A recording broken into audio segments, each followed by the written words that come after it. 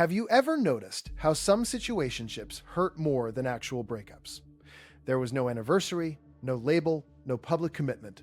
But when it ends, it feels like something real just fell apart. That confusion isn't random. There's a pattern behind it. And while it's happening, it looks harmless. Here's what makes it risky. Nothing dramatic happens. There's no cheating, no obvious lie. Just daily closeness. Good morning texts. Jokes about the future. Deep talks at 1 a.m. Over time, you become each other's person without ever making a clear decision. And your brain doesn't care about labels. It cares about consistency. When someone becomes your main source of comfort and validation, your attachment system turns on, but there's no structure holding it together. Dopamine rewards the attention. Oxytocin builds the bond. Your mind starts building a future just from repeated contact. So when the energy shifts, you don't just lose a person, you lose a future you imagined. A future that was never officially agreed on, but felt completely real. And because nothing was defined, there's no clear moment to point to. No obvious rule that was broken. Just one vague line. We were never really together. This kind of dating became common with Gen Z, almost without anyone noticing. Once you see how emotional closeness can grow without responsibility, you start noticing it everywhere. In your own texts. In the next person who makes you feel chosen without actually choosing you. The soft behavior that feels harmless. This isn't ghosting, it's not breadcrumbing or love bombing. That's why most people miss it. On the surface, it looks emotionally healthy. It looks modern. Two people talk every day. They share personal stories. They say they feel safe with each other. They stay up late on FaceTime. They send good morning texts. Nothing seems manipulative. In fact, it feels better than old school dating. No disappearing. No huge fake promises. Just connection. But here's the shift. Emotional closeness grows without responsibility. Someone says, "I've never felt this understood before." They talk about concerts in the summer. They joke about meeting each other's friends. They support each other during stressful weeks. But when the question comes, what are we? The answer gets blurry. I don't like labels. Let's not rush. I just want to see where this goes. Nothing sounds dishonest. And that's what makes it hard to question. The connection is real. The time is real. The vulnerability is real. The attachment forming underneath is real. What's missing is responsibility. There's no agreement, no structure, no clear commitment. It feels soft, and because it feels soft, it spreads easily. Intimacy without structure. If you look closely, you'll notice a pattern in the language. Future talk starts early. Not direct promises, just hints. We should go to Japan one day. You'd love my sister. Imagine us in 10 years. It sounds casual, like jokes or daydreams. But your brain doesn't fully separate imagination from intention. When two people talk about a shared future, even lightly, your mind starts building a picture. Then the routine grows. Daily texting becomes normal. Good morning and good night messages. You tell them first when something stressful happens. You send photos of your day. You ask for advice. Maybe you fall asleep on the phone together. It starts to look like a relationship. You also hear soft signals about exclusivity. I'm not really talking to anyone else. Dating apps are exhausting. You're different. These lines suggest priority, but they're not clear statements. And when someone asks for definition, it fades. There's no clear agreement, no direct conversation about exclusivity, no shared direction. Emotional access is high. Relationship definition is low. And this works because bonding is biological. Physical closeness, emotional vulnerability, and constant texting release bonding chemicals in your brain. Research shows that repeated closeness activates the same system long-term couples rely on. So the connection feels stable, meaningful, mutual.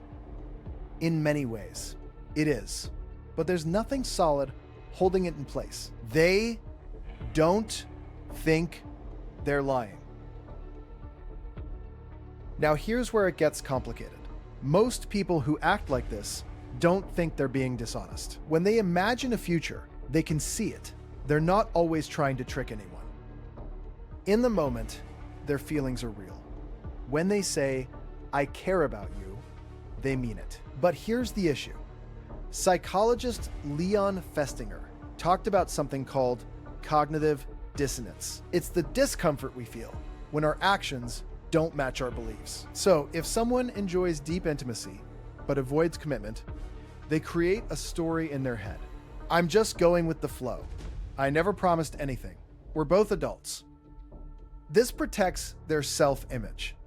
Since they never define the relationship, they don't see themselves as breaking anything. There's also something called self-perception theory. Sometimes people figure out their own intentions based on how they feel in the moment. If the connection feels intense, they assume it must mean something long-term. But feelings change. With stress, with mood, with time, the behavior stays, the certainty fades. Over time, intention and impact separate. One person feels bonding and growing expectation. The other feels connection. And since no clear promise was made, vagueness becomes protection. I never said we were exclusive. I told you I don't like labels. From their view, they were consistent. From the other person's view, something real was built and left undefined. Why Gen Z sees so much of this? This didn't happen randomly. It fits the current dating world. Dating apps changed everything first. When options feel endless, commitment feels heavier. The more choices people think they have, the harder it is to choose. On apps, there's always another profile. Even if you're not swiping, you know you could. That lowers the pressure to define anything. There's also this culture of optimizing everything: jobs, cities, partners. People are scared of settling, so relationships stay in a testing phase longer. Emotional access is given. Fear of labels is framed as independence. Saying, "I don't like labels," sounds mature. But often it's risk control. Labels create expectations. Expectations create accountability. Without a label, leaving is easier. Humor plays a role too. Serious feelings get hidden behind jokes. "Stop, you're making me fall for you," said with a laugh. If things end, it can be brushed off as casual.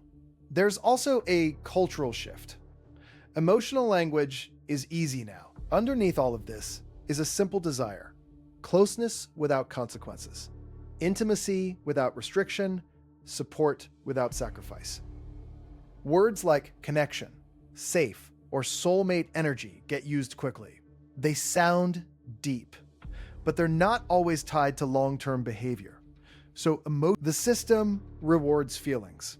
It doesn't reward structure. The psychological damage. The damage builds slowly. Attachment forms through consistency and vulnerability. When someone becomes your daily emotional contact, your brain marks them as important. Your body reacts to access, not labels. If things stay undefined, anxiety can grow, especially for someone with an anxious attachment style. They start watching everything: reply times, tone changes. Small shifts feel huge. Then comes inconsistency. Some days feel amazing, long talks, affirmation, future plans. Other days feel distant. Short replies, busy, less warmth. Psychology shows that unpredictable rewards create stronger habits than steady ones. That's why this kind of bond becomes so hard to leave. The inconsistency actually strengthens it. Then the confusion hits. Was it real? Did I imagine it? Why did it feel serious if it wasn't? And because nothing was official, confrontation feels dramatic. Friends might even say, "Well, you weren't together." That makes you question yourself instead of the situation. Months can pass like this. It looks like a relationship. It feels like one. But It never becomes defined. Emotional energy gets invested. Other options get ignored. When it ends, there's real grief. The attachment was real, the loss is real. But there was never a clear structure to support it. Feeling chosen without being chosen. Emotional intensity is not the same as commitment, and still not choose you. Choice is a decision. Someone can text you every day, share their fears, sleep next to you. Real choice sounds clear. I want to be with you. I'm not seeing other people. This is a relationship. And the behavior matches. You meet friends, plans move forward. Consistency stays even when something new shows. Avoiding labels was seen as relaxed and modern. But avoiding labels also avoids responsibility. And without responsibility, emotional access becomes easy to give and easy to take away. Here's the shift. People didn't stop wanting connection. Connection just got separated from words give warmth. Commitment carries risk. Many learned to give warmth while delaying risk. And that creates the final distortion. You feel chosen, you feel prioritized, you feel special, but no clear decision was made. Gen Z didn't just normalize avoiding commitment. It normalized making people feel chosen without actually choosing them. It's a quiet difference, but it changes everything.